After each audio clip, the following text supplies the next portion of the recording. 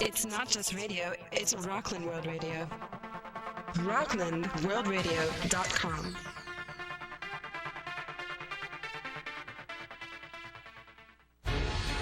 Welcome to Sober University, your next step to successful recovery, with Cheryl Adler, who says if you are going to crave anything, crave living life to the fullest. Maximize all you have and squander nothing. This program provides information to help you get your physical, mental, and spiritual house in order. And now, the host of Sober University, Cheryl Adler. Good evening. Good evening and welcome. Tonight's show is sponsored by me, Cheryl Adler, psychotherapist and author of Sober University, Your Next Step to Successful Recovery. You can buy my book online at Amazon and Barnes & Noble and locally at Pickwick Bookshop right here in the heart of our cozy river village in Nyack, New York. Please call me with any questions at my office, 845-358-4652, and visit my website for more information at soberuniversity.com. Please join me now in our live chat room at rocklandworldradio.com or call with questions at 845-353-2910. Your participation is a very meaningful part of the show. Tonight's show is smokin'. We are not smokin' as in a cookout or some fabulous gourmet food that has been smoked like a great lox to top your everything bagel. Tonight I will be sharing information about tobacco addiction and smoking cessation. Let me start by sharing that I'm the daughter of a man who was addicted to cigarettes. My dad smoked at least a pack a day for 32 years. My mother told me that the first sound she heard in the morning was the sound of his cigarette lighter. My mother told me that many years ago, while dining with friends, my mother said that she had appealed to my father to quit this terrible habit for years, and as the charming, funny man that he was, he playfully replied, "Yes, she sure is appealing to me."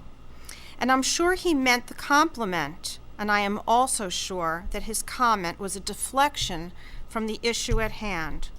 My father, like most addicts, lived in the denial of his addiction. And like most addicts, the terrible consequences of that addiction were somewhere remotely located far off the shores of his mental horizon, or they simply didn't exist in his consciousness at all. As a young child, I would plead with him to stop smoking. I even wrote a letter to the famous advice columnist Ann Landers, imploring her for a way to get my father to stop smoking. I always dreaded driving with him because he smoked incessantly in the car, and I invariably got migraines and car sickness. In his young adult years, my father had great bravado and exuded invincibility. Actually, I think he exuded bravado and invincibility to the very end. Perhaps the fact that he was a high school football player, he ran track, and then joined the submarines gave him a sense of great inner strength. He was tall, muscular, and healthy. I believe that he believed that he would remain unscathed. He would be the one person who would never get sick from this terrible habit. Over a course of 26 years, he had 5 heart attacks, open heart surgery, a stroke, and COPD, also known as chronic obstructive pulmonary disease. In layman's terms, it meant that he had trouble breathing, as in emphysema and asthma. And still, nothing seemed to keep him from living large. If you met him, you immediately felt his zest for life, as it was contagious. He had a perpetual tan and a winning smile and was always going somewhere or doing something. No one had a clue how sick he was because he never complained. He was too busy living. My father did ridiculous things. He smoked in the backyard behind a tree as if his family were too stupid to notice the trail of cigarette smoke that wafted outward, as if it emanated from the tree itself. My father was a sharp dude, a bright man, but his behavior was so ludicrous, so transparent. I think he thought that since he was doing it in plain sight, that he could somehow make himself invisible. So he'd go to his car, he'd open the trunk, and though we could not see what he took out of the trunk, my mother, my brother, and I could watch him from a window overlooking the driveway and observe him. My father would then go to the backyard and position himself behind a particular tree. For sure, it was not a giant redwood. It was probably a typical oak tree, not particularly tall or wide, and there he would be, hiding behind the tree like a little kid, smoking away, the evidence of him smoking that cigarette given away in that trail of smoke, which kind of reminded me of an animated cartoon. After a number of minutes, he would walk back to his car, put the cigarette pack back in the trunk, and when he came up the front steps through the front door, he would be reeking of peppermints, not particularly subtle. My mother, my brother, and I would stand at the top of the steps and confront him. "We saw you smoke, and we smell the smoke. Why are you still smoking after having a heart attack that nearly killed you?" And the same drama and the same dialogue ensued repeatedly. My charming and persuasive father would look us squarely in the eyes and act as if we were crazy.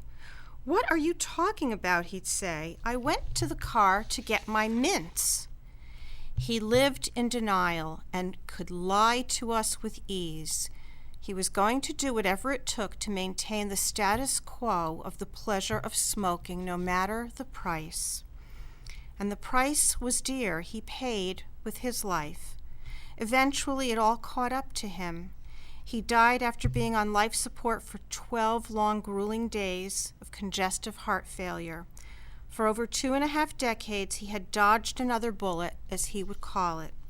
He jokingly said he was a prime example of better living through chemistry, meaning that his life was immensely improved through the miracle of modern medicine. He lived to be 76, and he had a full and dynamic life. He had his first heart attack at his cardiologist's office. He really choreographed that quite well.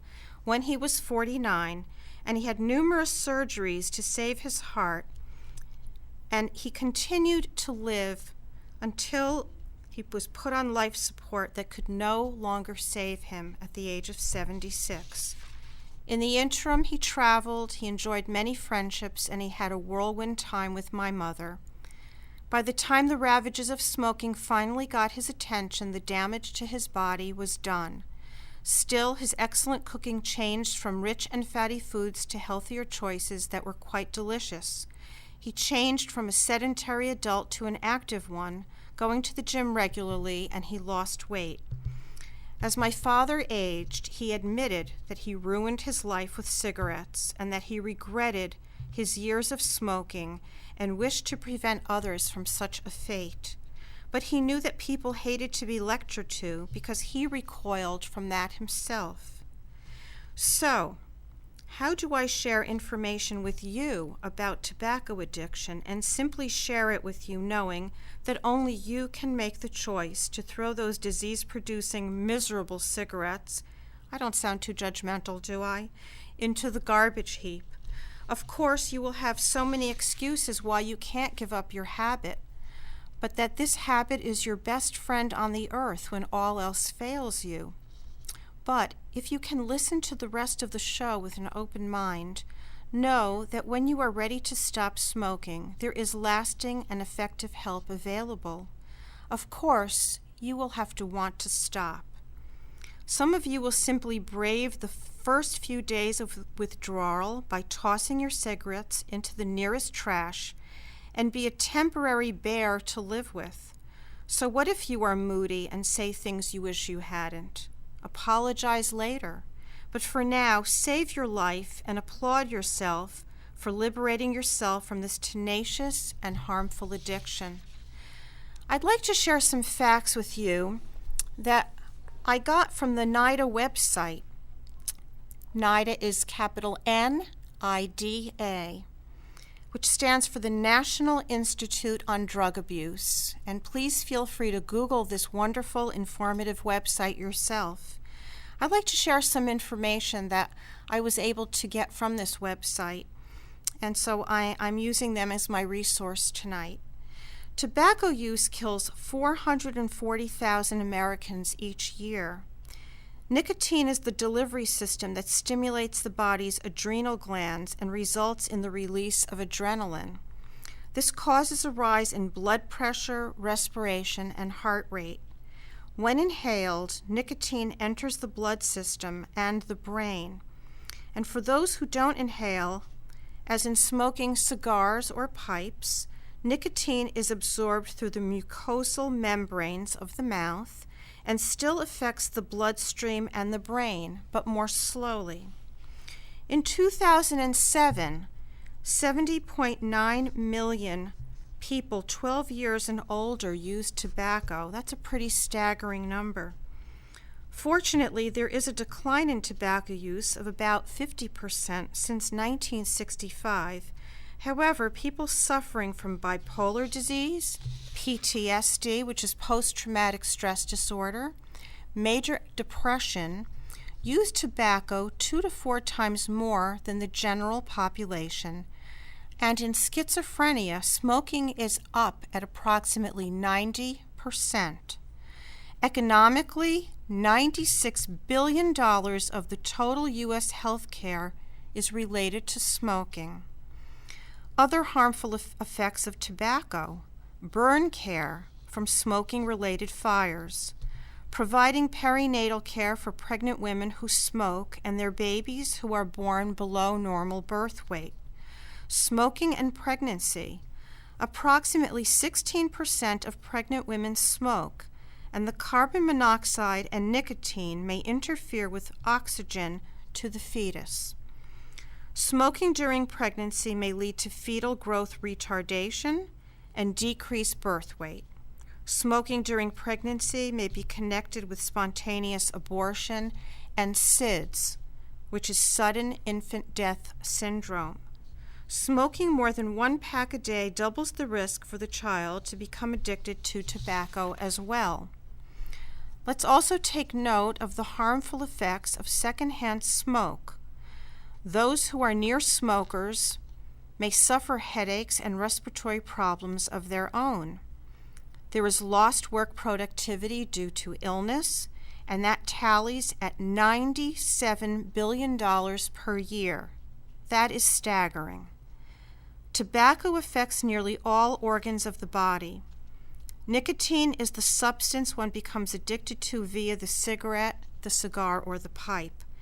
And yet, there are other chemicals in cigarettes: tar, carbon monoxide, and hold on for this, there are over 4,000 chemicals in tobacco products. That is absolutely hard to wrap your mind around. 4,000 chemicals.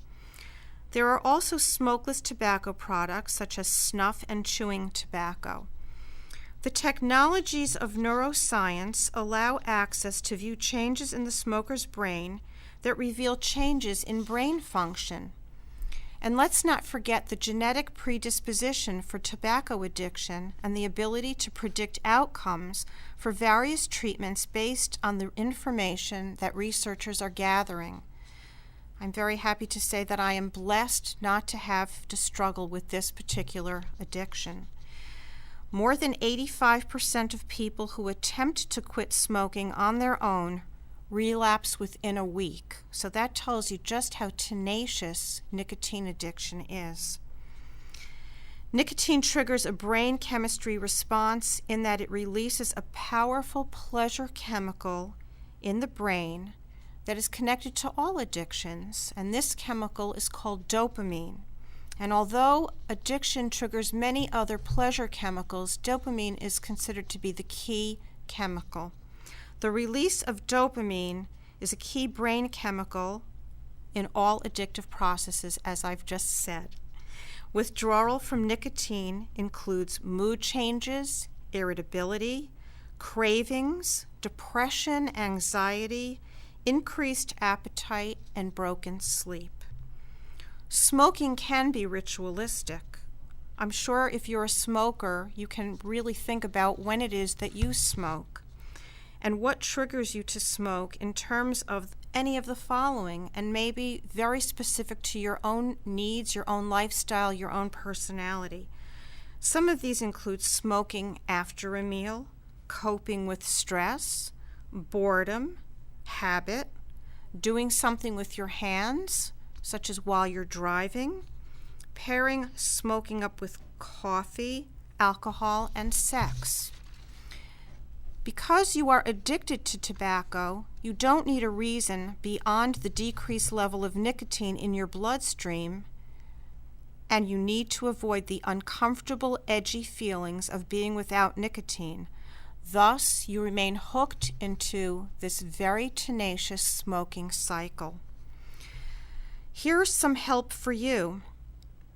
Nicotine Anonymous, Smoke Enders, Hypnosis, the nicotine patch, nicotine gum, acupuncture, prescription medication aimed at blocking neurotransmitters that trigger the urge to smoke.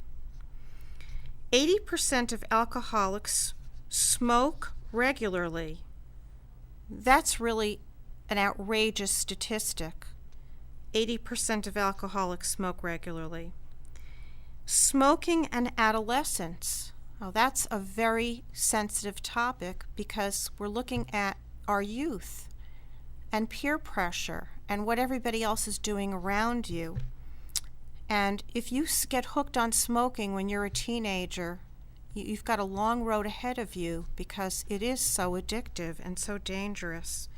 Nearly 60% of new smokers were under the age of 18 when they first smoked. So some people are smoking in middle school. Of smokers under the age of 18, more than 6 million will die prematurely from a smoking-related disease. I find that tragic, absolutely tragic. What a waste of our human potential. And I can't even wrap my mind around the suffering that goes along with this. Peer pressure to smoke, just as peer pressure for other drugs, is very powerful. And it's very hard when you want to belong with your group to say no. So I'm sorry, Nancy Reagan, but just say no doesn't quite cut it. Wish it did, but I don't think so.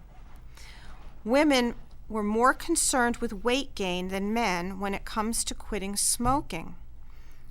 And within 24 hours of quitting, blood pressure and heart attack risk decreases. So that's the good news, that if you are able to quit, that you are actually within the first 24 hours are doing your body a great favor.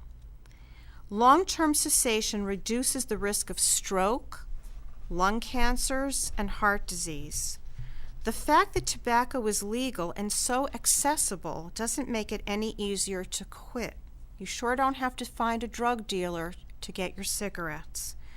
You can go to any gas station, and while you're pumping gas, go inside and get as many packs as you want. Maybe the fact that the price of a pack of cigarettes is so prohibitive at this point in time can inspire you to spend your money elsewhere on something far more rewarding and long-lasting. And as I come to the close of tonight's show, I'd like to tell you a true and happy story about someone I know who went to the doctor and was told that if he wanted to see his son grow up, that he had better quit smoking. This man was in his early 40s and was already showing signs of breathing problems and lung deterioration. He was wise enough to listen to his doctor. He realized that he didn't want to get any sicker and miss out on seeing his son grow up. So he tallied up how much he spent on his cigarettes, and then he made a choice. He decided he would rather spend that money on a vintage sports car that he had dreamed of and wanted for many years. And that's what he did. He gave himself a reward. He made a dream come true, he got healthy, and he has the gift of added years to his life and has lovingly and proudly watched his son grow up. That's all the time we have for now. Thanks for sharing it with me. Please join me next week when Rabbi Reuben Modek makes an encore performance and shares his wisdom in a lively conversation about the Kabbalah of happiness. I can't wait. Remember, if you're going to crave anything, crave living life to its fullest, maximize all you have, and squander nothing. Thanks. Good night.